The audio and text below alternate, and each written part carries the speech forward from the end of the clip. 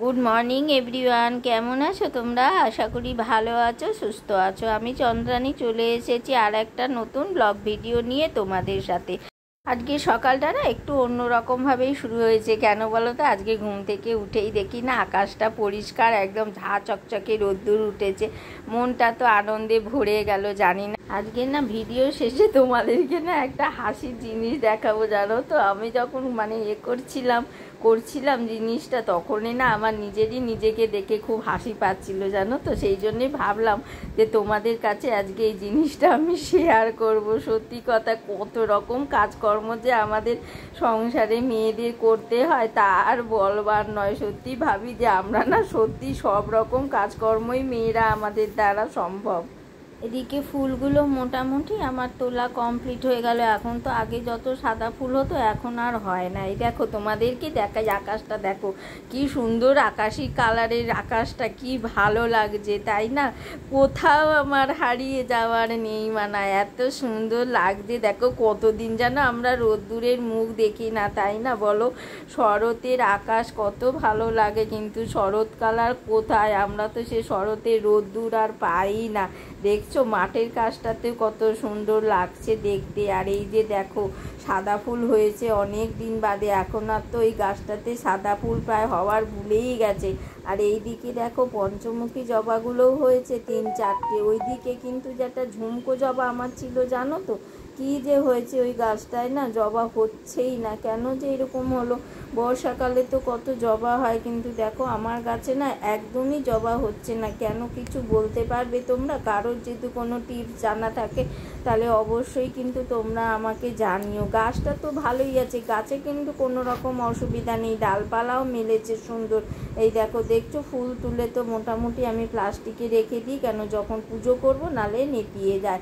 আর এইদিকে বাসনগুলোও আমার ঠাকুরের ধোয়া হয়ে গেল। আজকে না আমি একটু বাইরে চুল আঁচড়াতে এসেছি, জানো তো? কেন বলো তো? বর্ষাতে এত চুল উঠছে, জানি না কার কার চুল উঠছে বলো তো? আমার তো ভীষণ চুল উঠছে। আর ওইদিকে দেখো বাড়ির ছাদের মাথায় দেখেছো কার নিচে কী রকম এত বড় একটা না অশ্বত্থ গাছ হয়েছে, ওইটা আজকে কাটা হবে। আর মেশিনে দেখো প্রচুর জামা কাপড় দিয়েছে, অনেক দিন যেহেতু কাঁচা পড়েনি না, মানে হাতে কেটে নিই ছোটো ছোটোগুলো, কিন্তু বড় বড় জিনিসগুলো সব জমিয়ে রেখেছিলাম। এক মেশিন জামা কাপড় হয়েছে গো। সেগুলোকে সব এনে না আগে রোদ্দুর দেখেই আমি দেখো মেলে দিচ্ছি। কেন বলো তো? এগুলো যদি আবার একটু বাদে বৃষ্টি এসে যায়, এই এত জামা কাপড়ে নিয়ে আমি কোথায় যাব? সেই জন্যে বেশি অনেক জামা কাপড় তো, তাই যেগুলো শার্ট গেঞ্জি আর পাঞ্জাবিগুলোকে আমি হ্যাঙ্গার করে দিলাম, দিয়ে দড়িতে ঝুলিয়ে দিলাম। আর আমার যে সমস্ত জামা কাপড় সেগুলোকে আমি দড়িতে দিয়ে দিলাম। আর এইদিকে দিয়ে দিচ্ছি দেখো বিছনার চাদরগুলো। কেন বড় চাদরগুলো ওইদিকে দেওয়া যায় না, কেন দড়িটা একটু নিচু তো, আমি তো নিজে সব করি না তো, সেই জন্যে দড়িটা ভালো করে টানাতেও পারি না, সেই জন্যে নিচু বলে। আর এই দিকটা দড়িটা একটু উঁচু তো, তাই ভারী ভারী বিছনার চাদরগুলো এই দিকেই দিয়ে দিচ্ছি তাড়াতাড়ি করে। আবার যদি কখনো বৃষ্টি এসে যায় তাহলে ভীষণ বিপদে পড়ে যাব। দেখছো কত জামা কাপড়।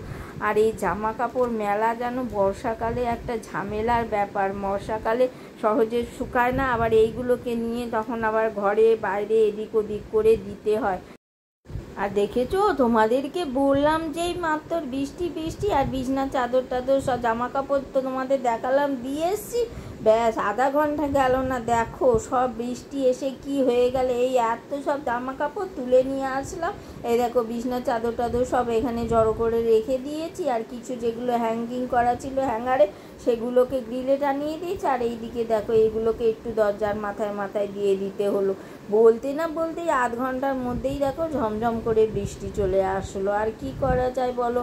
তার কিছু করার নেই। আর এসে এবার এদিকে বসিয়ে দিলাম রান্না। দেখো দাদা অনেক দিন ধরেই বলছিল কাঁচকলা আলু দিয়ে ডালনা খাবে, তাই কাঁচকলা আলুর ডালনা বসিয়ে দিয়েছি। আর ওইদিকে বসিয়ে দিয়েছি পাউরুটি টোস্ট। আর আজকে দেখো তোমাদেরকে দেখালাম না যে ওইখানে দেখো এত বড় গাছ হয়েছে, এই গাছটা আবার কাটা হবে। তার জন্যই আমি তাড়াতাড়ি করছিলাম, কেন মিস্ত্রিরা এসে এখানটায় আবার ভাড়া বাঁধবে, নালে তো এই গাছটা ওখান থেকে কাটা সম্ভব না। এই দেখো গাছটা কাটা হয়ে গেছে, দেখছো? দাঁড়াও দেখাচ্ছি তোমাদেরকে। দেখো এত বড় হয়েছে, শিকড়টা দেখো শুধু কত বড় কত মোটা হয়েছে, দেখেছো? এই গাছটা আসলে গরমকালে কিন্তু শুকিয়েই গেছিলো। আর এইদিকে দেখো দিদিরা এসেছে আর আমার কর্তা এখন বসেছে পঞ্জিকা নিয়ে। আসলে আমি না বেশিটা পঞ্জিকার দিকেই ফোকাস করে দিয়েছিলাম আর ওর মুখের দিকে আর মানে ক্যামেরাটা ধরিনি, দেখেছো? ও আসলে পঞ্জিকা দেখে দেখে বলছিল তো, আর আমরা সবাই শুনছিলাম। এটা হচ্ছে কি বলছে বলো তো, পুজোর সময় আর কি, পুজোর নির্ঘণ্ট, জানো তো আমাদের বাড়িতে পুজো হয় জানো তো, দুর্গা পুজো।